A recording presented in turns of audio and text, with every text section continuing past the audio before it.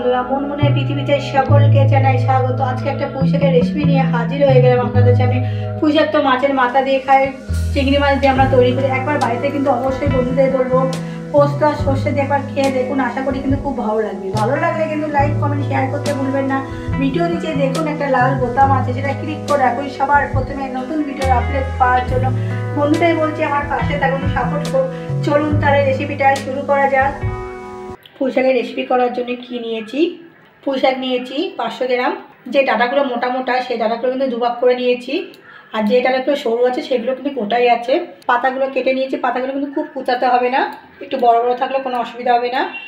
একটা আলু নিয়েছি, লম্বা লম্বা করে কেটে নিয়েছি একটা আলু। মশলার মধ্যে কী কী লাগছে, পোস্ত নিয়েছি 2 চামচ, 3টে কাঁচা লঙ্কা, সাদা সর্ষে নিয়েছি 1 চামচ। আপনারা কিন্তু কালো সর্ষে দিতে পারেন, আমি কালোটা দিলাম না। সাদা সর্ষে আর পোস্ত বেটে নেবো একসাথে, আর কাঁচা লঙ্কা। গ্যাস একটা কড়া বসিয়ে দিয়েছি, কড়াতে এবার সর্ষের তেল দিয়ে দেবো।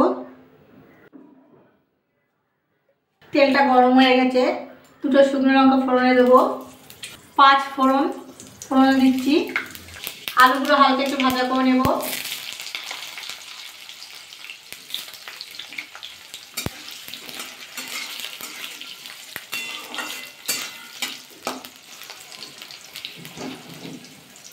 নাড়াচাড়া করে কিন্তু আলুটা ভাজা হয়ে গেছে, হালকা ভাজা করে নিয়েছি। এবার পুঁইশাকগুলো দিয়ে দেবো।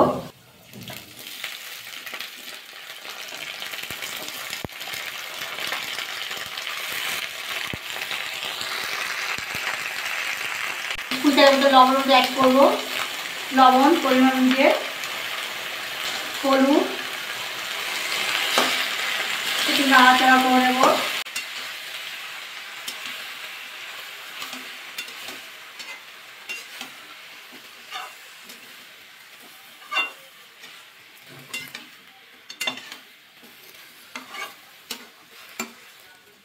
এবার ঢাকা দিয়ে দেবো, ঢাকাটা খুলে দেবো, নিয়ে আবার একটু নাড়াচাড়া করে নেবো। দেখুন পুঁইশাক থেকে কতটা জল বেরিয়েছে। এই পুঁইশাকের জলে কিন্তু বয়েল হয়ে যাবে ডাঁটা আলু সব কিছুই।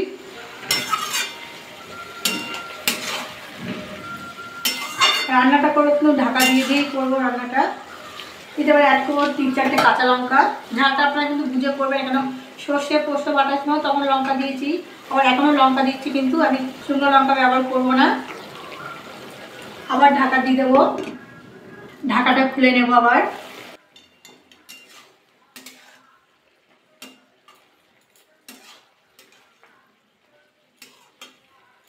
পুঁইশাকটা কিন্তু 1 কড়া দিয়েছিলাম, দেখেন তো জল বেরিয়ে কতটা কমে গেছে, অনেকটা কিন্তু বয়েলও হয়ে গেছে ডাঁটাগুলো।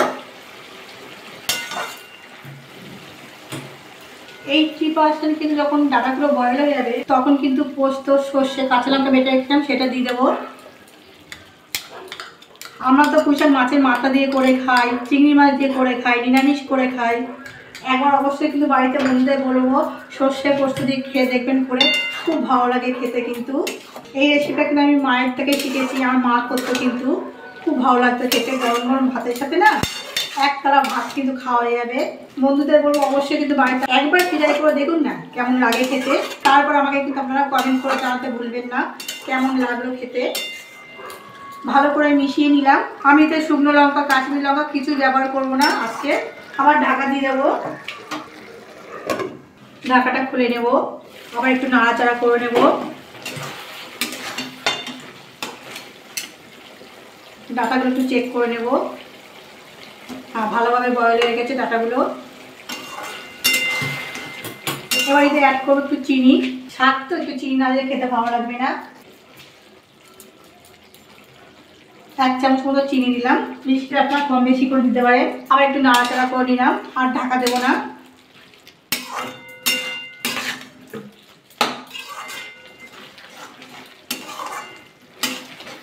আর একটু হবে। পুঁইশাকের রেসিপিটা কিন্তু পুরো রেডি। উপর থেকে একটু সর্ষের তেল দিয়ে দেবো, কারণ পোস্ত আর সর্ষে কিন্তু একটু সর্ষের তেল দিলে নামানোর আগে খেতে ভালো লাগে। কিন্তু চেষ্টা করে একটু সর্ষের তেল দিয়ে দিতে। 1 চামচের মতো সর্ষের তেল দিয়ে দিলাম, ভালো করে মিশিয়ে নেব। বন্ধুদের বলবো কিন্তু একবার অবশ্যই কিন্তু এই রেসিপিটা বাড়িতে করে খেয়ে দেখুন, খুব ভালো লাগে খেতে। কিন্তু এবার গ্যাসটা অফ করে দেবো, দিয়ে ঢাকা দিয়ে রেখে দেবো। 2 মিনিট পরে আপনাদের দেখাচ্ছি। 2 মিনিট হয়ে গেছে, ঢাকাটা খুলে নেব। দেখুন কি সুন্দর লাগছে দেখতে। এই রেসিপিটার সাথে কিন্তু গরম ভাত কিন্তু একতলা খাওয়া হয়ে যাবে। এবার একটা প্লেটে আপনাদের নামিয়ে দেখাচ্ছি।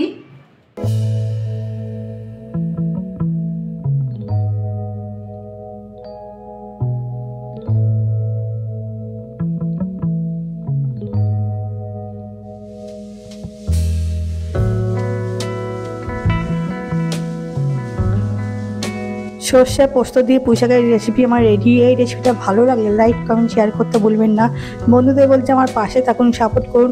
আজকের মতো এই অবধি। কালকে একটা নতুন ভিডিও নিয়ে আপনাদের সামনে হাজির হয়ে যাব।